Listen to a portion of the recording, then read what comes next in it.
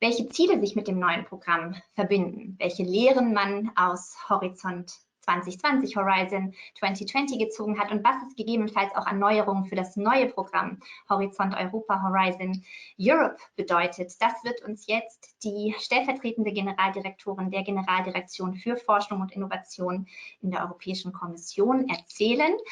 Wir freuen uns sehr, dass Frau Signe Ratso uns quasi live aus Brüssel zugeschaltet ist. Dear Deputy Director General, Ms. Ratso, we're very pleased to have you here. Thank you so much for joining us today, and I'm very aware of the time, so please go ahead, the floor is yours. Lieber Ministerpräsident Tobias Hans, liebe Bundesministerin Anja Karliczek, lieber Universitätspräsident des Saarlandes.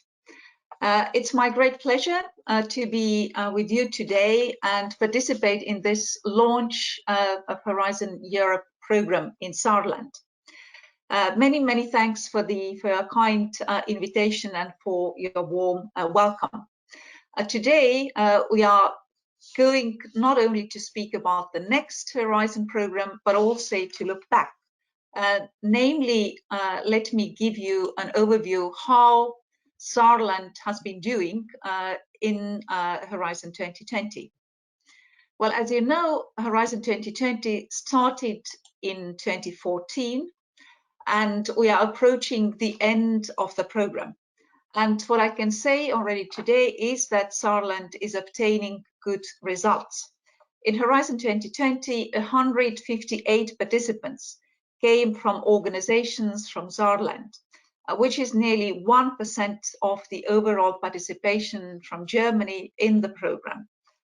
Saarland has received so far a total of more than 70 million euros as EU contributions, and there are also some 72 SMEs participations from Saarland. When splitting these figures by pillar, then we can see that the most important contribution has been in the excellence science pillar, with an amount of some 30 million euros. And here the most important contribution has been in the European Research Council with more than 20 million, and the rest for Marie Curie actions. When we speak about individual beneficiaries who have been most successful, clearly Universität des Saarlandes is coming out very clearly as receiving the most important EU financial contribution of nearly 30 million euros. And it's my pleasure also to see that also the president of the University of Saarland is participating in this launch. The second position is occupied by EURIS, European Research and Project Office, which has received more than 18 million euros. Now, when we look at what have been the main lessons that we all have learned from the last months under the current COVID-19 pandemic, it has been become more clear than before that science is crucial, for leading the response to global challenges. And we have learned that research and innovation are critical to boost the resilience of Europe's societies and also resilience of our economies. Investing in research and innovation through our new framework program, Horizon Europe, will help to steer the transition in Europe towards a sustainable, fair and prosperous future, to a cleaner and healthier planet and the well-being of citizens. It will be also essential to address major societal challenges to achieve sustainable development goals under the UN Agenda 2030. Now, what have been our lessons learned and what are the key novelties? Clearly, the program builds on the success of Horizon 2020 and it improves it further, namely by fostering stronger support to breakthrough innovation through the European Innovation Council, then by creating more impact through research and innovation missions, and by streamlining research innovation partnership landscape. The principle of open science will become the modus operandi across the whole program, and we will also intensify our openness to the world while safeguarding union interest. We will extend association possibilities outside the vicinity of Europe, namely teaming up with the most successful partners in research and innovation, with whom we also share the same values. Horizon Europe is structured along 3 pillars: excellent science, global challenges, and European competitiveness, and innovative Europe. And the 4th component is widening participation and strengthening the European research area.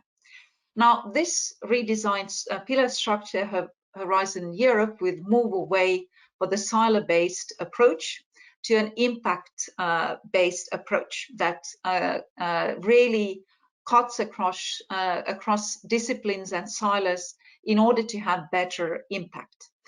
The first pillar will continue pretty much like it has been so far, because it has been very successful one. Now let me get to the second and third pillar. What we see as a major novelty in the second pillar are research and innovation missions. Clearly, missions are a political opportunity to answer today's most pressing societal challenges, and also to reconnect citizens to the usefulness of the EU. Here, citizen engagement is very important, and also the areas for the missions have been chosen, the ones which are really meaningful to our society and to our citizens. We want to give directionality to solving complex challenges, and also tools to provide concrete, transformational and systemic responses.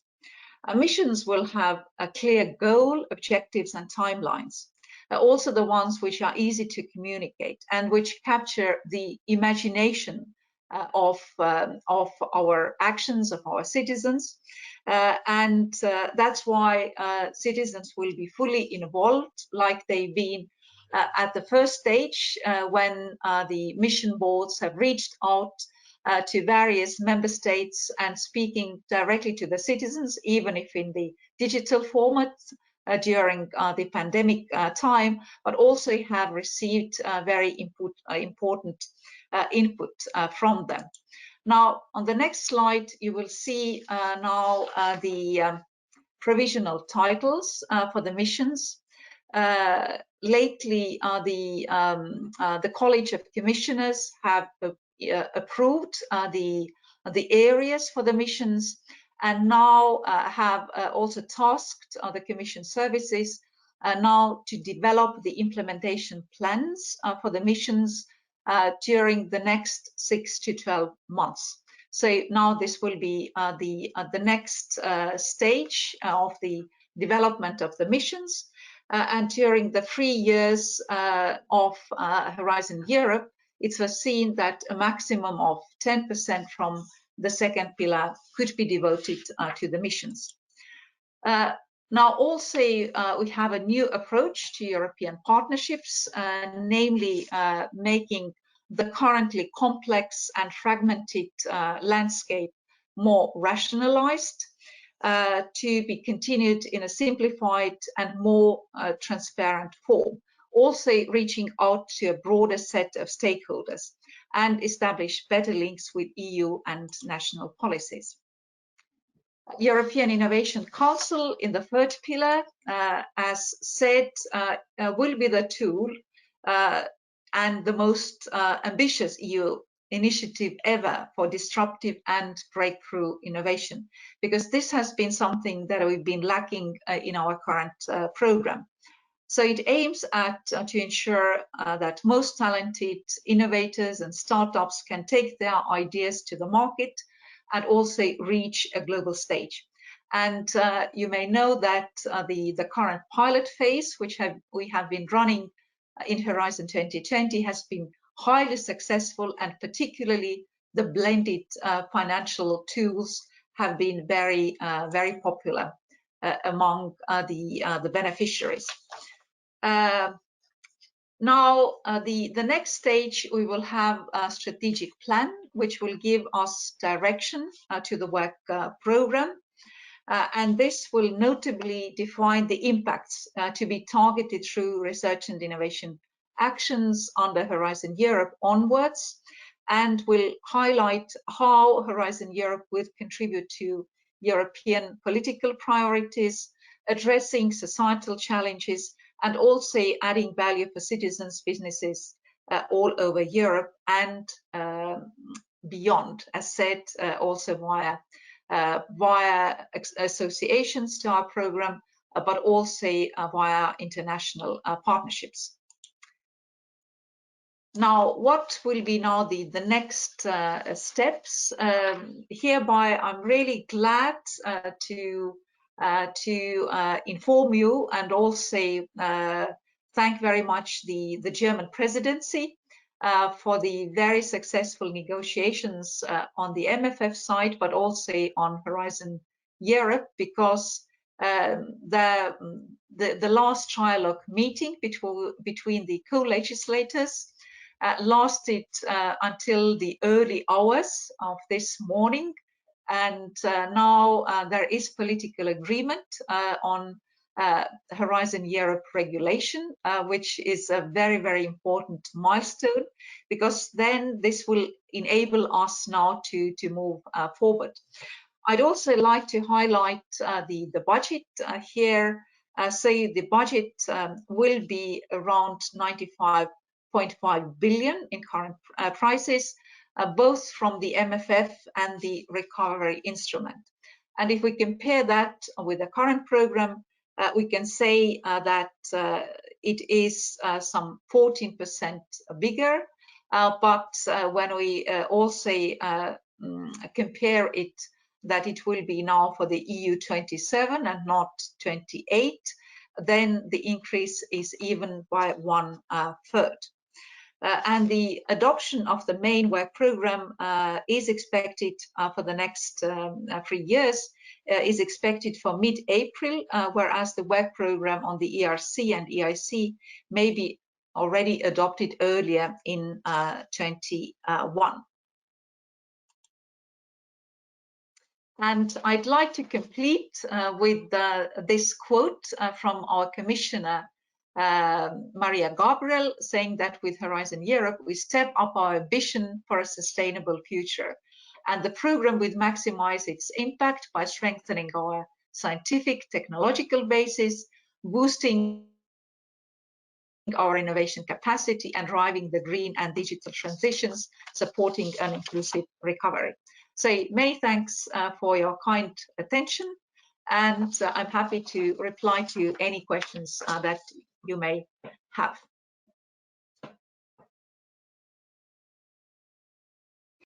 Thank you so much, Ms. Ratso, for this very insightful and very comprehensive introduction to the new program Horizon Europe. And it's of course phenomenal news to hear that you're now moving forward and that this milestone could be reached. We are very aware that you need to rush to another appointment, but still, since we have you here, we'd like to at least start off with a couple of questions. And you've mentioned that before. I mean, we are living in unprecedented times, and only today Germany has seen a sad record with regard to in the number of infections, COVID infections. So maybe you could just very briefly comment on how the engagement that we've seen, the unprecedented one in Horizon 2020 still, how you will continue with the forthcoming program to help combat this worldwide pandemic. Yes, many thanks. Well, actually, what I'd like to highlight is that if you've noticed, then already at the very early at the outbreak of COVID-19 in March, we were already able to launch the first calls.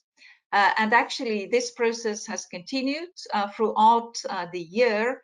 And we've already invested nearly half €500 million from Horizon 2020 into grants for more than 100 new research projects targeting the pandemic, diagnostics, treatments, vaccines, epidemiology, preparedness, and response to outbreaks behavior, but also socioeconomics, because we know that it's not only technological solutions that are needed, but also namely the response to the related issues of the pandemic that need to be addressed.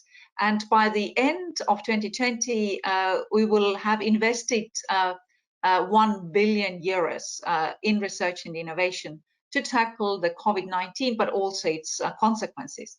Moreover, also on the European Innovation Council side, we also responded in real time, reorienting existing call towards solutions for COVID-19, for startups and for SMEs. And certainly this is something to be continued also in the new program. And what I'd like to highlight here, perhaps particularly, is that one of the means to do so will be via European partnerships. And we will continue with the innovative health partnerships, which will build on the success of the innovative medicines initiative. But we will also have the new European Partnership on Health and Care Systems transformation, which really looks very broadly on these issues related also to the health policies. And I think really now we need to be better prepared for this kind of pandemics in the future. And certainly our next program will help to tackle that and achieve that. Thank you so much for commenting a little bit more about this. You've touched an issue which would be another question in your answer right away. So the combination and the creation of synergies between different funding instruments, you mentioned that also in your presentation. So could you give us an example how that should look like in practice? Sort of be able to combine different funds, especially on regional level. Maybe you could give us an example of that. Well, clearly ensuring synergies with other programs is a key objective, and of both cohesion policy and also Horizon Europe, really in order to achieve a maximum quantity, quality and impact. And now, as regards strategic alignment, member states and regions are already engaged in developing the next round of cohesion policy programs. And in this context, ERDF, ESF plus managing authorities should be aware of Horizon Europe priorities and actions when they draft their smart specialization strategies. And these synergies can really take place if these are also highlighted and in the national and regional level in these strategies, and also in cohesion policy programs. And in particular, the thematic priorities identified in Horizon Europe strategic planning process, as well as in missions and partnerships, could be actually an excellent reference for synergies. And on the operation level, what I can already mention is that we've been working together now between the Horizon Europe cohesion policy, also state aid general block exemption, namely to give the possibility to use the same eligible costs and funding rates of Horizon Europe and for the ERDF ASF supported Seal of Excellence, because Seal of Excellence is also one of the means how we can manage with the oversubscription, namely that then you can also finance the eligible projects from other means and from other programs. And what I'd also like to mention that in order to give you more guidance and clarifications, Already I provided a non-paper on synergy provisions with explanations, practical examples, which we sent to the Parliament and Council on the 11th of November. And we also envisage a joint technical seminar with the Council Research Group, as well as a Structural Actions Working Group and with the EP representatives. So this will be another occasion to get some clarifications and also the practical tips, what can be used in order really to realize these available synergies. Thank you very much. You've basically also already mentioned one of our other questions, namely the issue of oversubscription, which has been mentioned by the Prime Minister and also by the President of the university. So apart from the comment that you just made, how will the new program address this issue? Well, in the first place, as said, the program will be bigger. So the budget will be bigger, not as big as we suggested, but the difference is really minimal. And we know that the European Parliament, for instance, has even suggested a bigger budget. But I think this will give an opportunity to that. But also the strong competition is a way to achieve excellence. And this should be still also, and has been the guiding principle and will continue to be so. But clearly the synergies with other programs will then create the possibility to also to overcome with this issue. And what I'd also like to mention that we'd really like to create more synergies also with national programs. And that's why in the missions, what we also promote is that also the member states and the regions also will have this missions approach in their programs, and certainly by creating then synergies between the programs could be an additional tool how to deal with this issue. Definitely. Thank you so much. One last question, and then you may head to your other meeting. So I think that was an issue that has been mentioned before as well. So how does Horizon Europe balance the different approaches between sort of basic fundamental research and, you know, the market-driven research commercialization of results and really the market-oriented research? How will a balance be struck in that regard?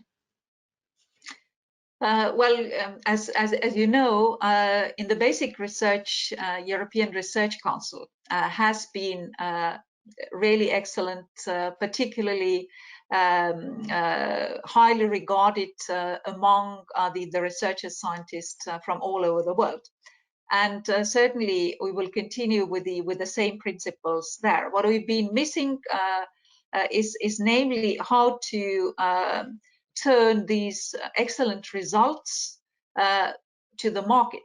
But actually I can give you here a very good example that without the basic research, certainly now the vaccine for COVID-19 would not have been developed in such a short timeline. So certainly the basic research clearly brings the basis, but then via the applied research, and then particularly now by means of the EIC, we can bring these innovations to the market much more quickly. Thank you so much. Thank you again. It was a great pleasure to have you here today. Thanks for sharing these very insightful experiences and sort of thoughts with us. And we are very excited to see Horizon Europe start. And of course, we're even more excited to see what kind of and groundbreaking innovations will sort of come out of it. So thank you very much again, Ms. Ratso, for joining us today. It's been a pleasure, and all the best, and take care. Stay healthy. If I may, just many thanks for your kind invitation. It's been my pleasure and honor to join your launch event, and I'd like to wish you also very, very successful participation in our new program, and have good discussions as part of this event today. So many thanks and have a nice day.